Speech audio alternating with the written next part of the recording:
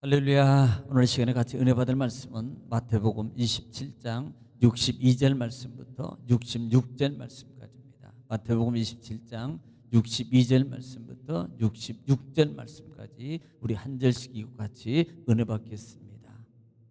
그 이튿날은 준비일 다음 날이라 대제사장들과 바리새인들이 함께 빌라도에게 모여 이르되 주여, 저 속이던 자가 살아있을 때에 말하되 내가 사흘 후에 다시 살아나리라 한 것을 우리가 기억하노니 그러므로 명령하여 그 무덤을 사흘까지 굳게 지키게 하소서.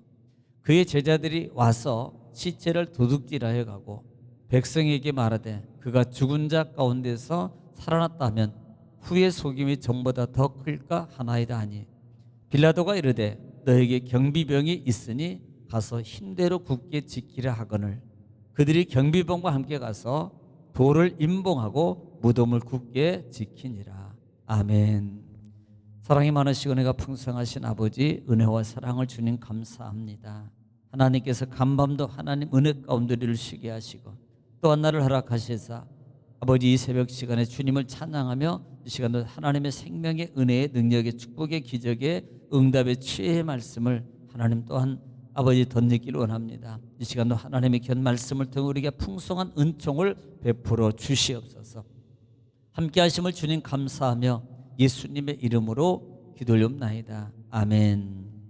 할렐루야. 하나님은 여전히 오늘 또 말씀을 통해서 우리에게 말씀하십니다. 그러므로 하나님의 말씀을 받을 때 여러분 받는 자세가 중요한데 내가 하나님 앞에서 하나님의 음성을 듣는다는 자세로 여러분 경청하면 신명기 28장 1절로 14절의 축복의 말씀이 그대로 이루어질 줄 믿습니다. 또 하나는 우리가 말씀이 선포될 때 우리가 화답해야 될 단어가 있는데 그것은 아멘입니다. 입을 열어 소리 내어서 아멘하면 아멘은 하나님께 영광을 돌린다는 의미고요. 아멘은 여러분 믿음의 고백을 하나님 앞에 소리 내서 하는 겁니다. 또 아멘은 우리 마음의 소원의 기도가 담겨져 있어요. 그러므로 여러분 말씀을 읽을 때나 또 말씀이 선포될 때 소리 내 아멘으로 화답함으로 아멘의 은총을 받는 여러분 되시기를 다시 한번 주의로 축복합니다.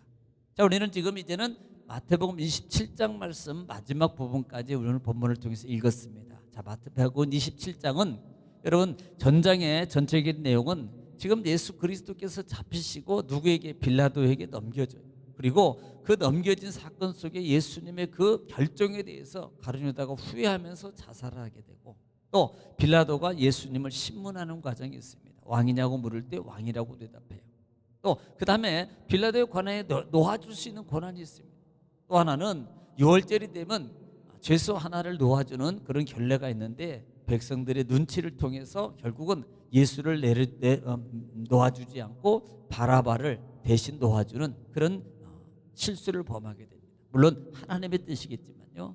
그리고 결국은 지금 예수님께서 이제는 넘겨주고 채찍에 맞고 유대인들에게 넘겨주고 후에 결국은 예수님은 여러 가지 조롱을 받으시고 비난을 받으십니다. 먼저는 누구예요? 군인들에게. 그 다음에 누구예요? 지나가는 사람. 또 하나는 대제사장과 공회원들에게. 또 마침내는 강도 우편에 있는 강도들마저도 예수님을 희롱하고 조롱하고 내가 하나님의 아들이냐? 진짜 네게 왕이냐? 그러면 내려와 봐라라는 말이에요. 자, 이런 희롱과 비난의 조롱에도 불구하고 예수님은 전혀 거기에 개의치 않습니다. 얼마든지 대처할 수 있고 변명할 수 있지만 예수님은 기꺼이 하나님의 뜻을 위해서 묵언하신다는 사실입니다. 이것이 진정한 사명자의 자세라는 사실입니다. 자, 그리고 난 다음에 결국은 예수님이 엘리 나박 사박다니 하시고 그는 세상이 운명을 아시게 되죠. 영원히 떠나시니라라고 말합니다. 자, 그 이후에 예수님이 떠난 이후에 결국은 이 누가 거기에 있습니까? 결국은 지난 시간을 통해서 예수님이 돌아가실 때 누가 아리마대 요셉이라는 사람이 예수님의 시체를 달라 그랬다. 그것은 결국은 이 아리마대 요셉은 누구였어요? 사내들인 공회원입니다. 그러면요 상당히 이것은요 위험한 거고요. 그럼에도 불구하고 다른 복음서에 보니까 처음에는 꺼렸지만 다시 용기를 내어서 예수 그리스도의 시신을 수습해서 결국 누구와 더불어요? 니고데모와 더불어서 장사를 치르게 되죠. 기꺼이 자기 무덤을 내어놓고 장사를 치르게 됩니다. 자, 여기서 또 하나 볼 수 있는 게 뭐예요? 용기라는 단어. 믿음의 용기가 필요하다. 또 하나는 끝까지 그 자리를 지키는 자들이 있다 그랬습니다. 누구예요? 막달라 마리아와 마리아입니다. 예수님의 무덤을 향해서 앉아있더라라는 말입니다. 이것은 안타까운 마음이에요. 여러분, 끝까지 할 수 있는 신앙의 자세가 정말로 필요하다는 사실입니다. 오늘 62절 말씀부터 또 읽고 같이 은혜 나누겠습니다. 그 이튿날은 준비일 다음 날이라 대제사장들과 바리새인들이 함께 빌라도에게 모여 이르되. 자, 이튿날 준비일 다음 날이라요. 이튿날이라는 이유는 니산월 14일이라는 말이에요. 그러니까 즉 안식일이 이제는 가까워오는 거예요. 안식일 날이 다가왔다 이 말이에요. 안식일이고 그다음에 안식일인 동시에 유대인의 명절이 뭐예요? 유월절을 가리킨다는 거예요. 유월절. 그러니까 이 유월절이 됐을 때 대제사장들이 대제사장들과 바리새인들이 빌라도에게 가서 이렇게 이제 얘기를 하는 겁니다. 왜? 많은 군중들이 있잖아요.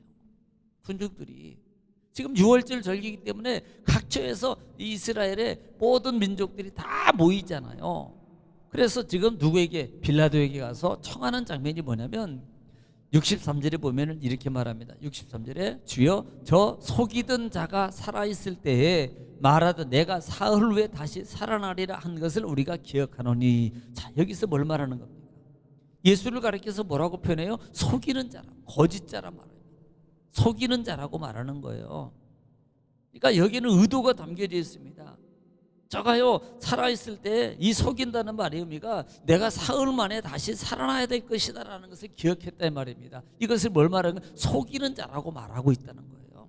예수님은 자기가 살아있을 때 내가 3일 만에 다시 살아날 것이다 라고 했던 그 말을 기억한다. 그러니까 이것을 뭘로 표현해? 속이는 것이다. 저들은 반드시 속임수를 쓸 겁니다. 지금 이걸 표현하고 있는 거예요. 여러분, 예수님은 참 증인이십니다. 참 증인이셔요. 그래서 64절에 그 이유를 말합니다. 그러므로 명령하여 그 무덤을 사흘까지 굳게 지키게 하소서. 그의 제자들이 와서 시체를 도둑질하여 가고 백성에게 말하되 그가 죽은 자 가운데 살아났다 하면 후의 속임 전보다 더 클까 하나이다. 하나이다 아니에요. 이게 무슨 말이냐면 지금 예수님을 이 시체를 지키지 않으면 이게 이제 도벽설이거든요. 예수님의 부활에 관해서 여러 가지 이제 설이 있어요. 근데 이걸 가지고 이제 시체 도둑소리나 도벽설이라고 말하는데 제자들이 예수님의 시체를 도둑질해 가고 숨겨놓고 야 예수님이 부활했다 이러면요 상당한 밀란이 소요가 크게 일어날 것을 지금 이렇게 말하는 거예요. 저들이요 속이는 자, 이자는 속이는 자입니다. 입이 짜고 내가 죽으면 제 제자들을 시켜서 시체를 도둑질하게 만들고 그다음에 숨겨놓게 만들고 부활했다 그래가지고 밀란 많은 사람들이 이런 혼란을 만들게 만든다. 이렇게 하려고 하는 겁니다. 그러니까 가서 지켜야 됩니다. 전보다 더 큰 일들이 벌어질 거예요. 분명합니다. 그러니까 꼭 지켜야 될 것 같습니다. 라고 말합니다. 예. 자, 그렇게 말하니까 이제 65절에 빌라도가 이르되 너에게 경비병이 있으니 가서 힘대로 굳게 지키라 하거늘 그래요.